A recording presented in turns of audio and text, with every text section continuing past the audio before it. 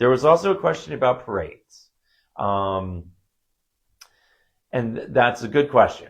I used to joke that Bloomsburg was the town of parades, and we would have a parade for just about anything.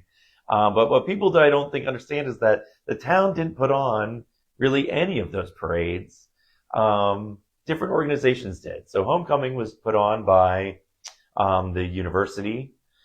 Generally, it was Greek life for a long time, and the high school with their boosters and things like that. And just a lot has changed, especially post COVID, which I find disappointing as well.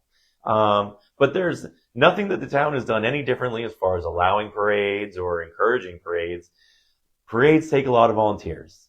And any of you who are working in volunteer organizations these days, I think can appreciate that volunteers are tough to come by. And the ones that we do have oftentimes are looking for more of a individual or a defined project than oftentimes the planning. So I want to give a big shout out to Kate Levan and the folks from the Legion that really put on a fantastic Veterans Day parade every year. But the high school bands have started charging to come to these things because they've got to pack up all their stuff and they've got trailers.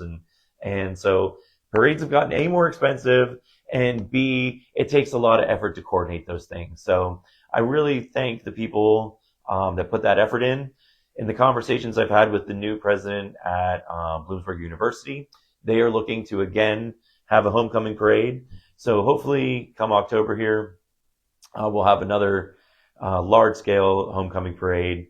But also for 4th of July, the Millville parade is really the premier parade.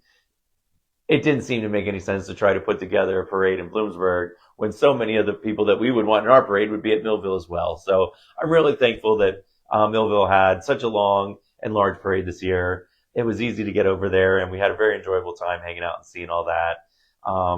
And we, as Bloomsburg, wouldn't want to detract anything from that. So if the way that the world looks a little bit in the future is that we all kind of have our specialty things, maybe that's the new normal.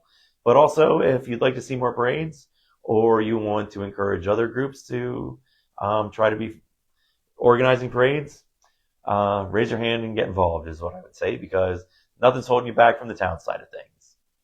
And in the spirit of that, anything that you see, if you be the change you want to see in your community, because all the good things that happen around here are not generally instituted by your government. They're instituted by people who have good ideas and are willing to take the time and work with others to get them done.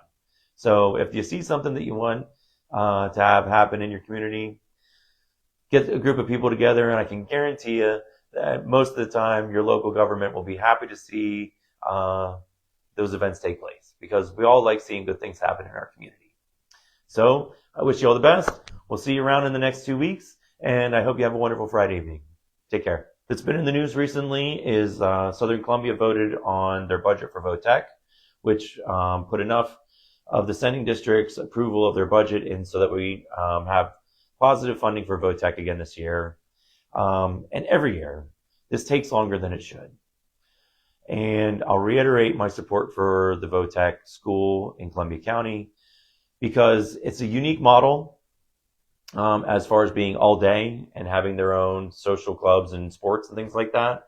But that school not only has a waiting list every year for kids that want to go there, but also cranks out some of our best residents that get out of there and get into business in Columbia County and stick around in the area and fill much needed jobs in HVAC, in home health care, in horticulture and agriculture, and all these things that affect Columbia County.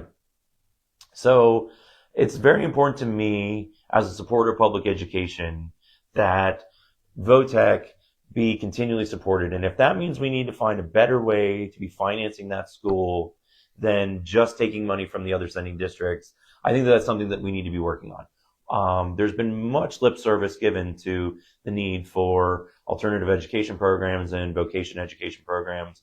In particular, we have one of the premier VOTEC education programs. We need to be supporting it instead of putting them in limbo every year over support for their budget.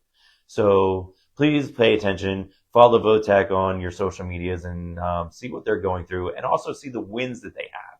Their students are doing some amazing things and winning prizes for their efforts all over the state. I cannot speak highly enough about them and that whole community. And then also